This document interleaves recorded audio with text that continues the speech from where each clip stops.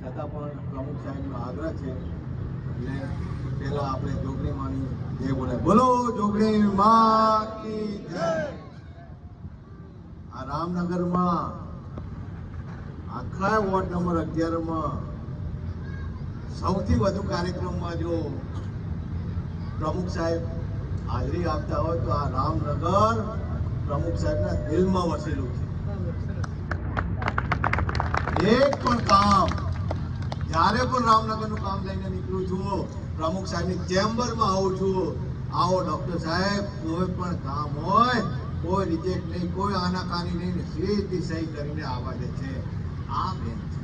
આવા પ્રમુખ સાહેબ આપણને મળ્યા છે ત્યારે આપણે બધાએ ગર્વ લેવાની વાત છે. આપણી સમાજો માટે મરી મીઠશે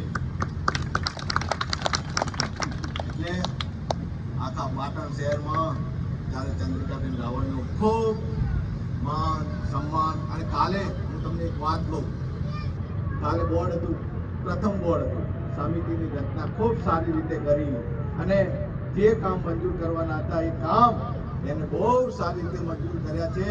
પાટણ શહેર પણ એમને અભિનંદન આપે છે.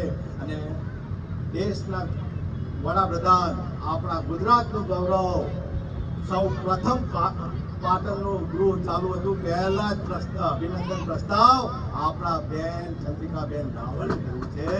એટલે આપણે તો ગૌરવની વાત છે. વિશ્વમાં ડંકો જેને વગાડ્યો છે એમનું અભિનંદન પ્રસ્તાવ પહેલા જ બોર્ડમાં પહેલી વખત કરી નાખ્યું છે. એટલે અમે આપણે અભિનંદન આપવા જોઈએ.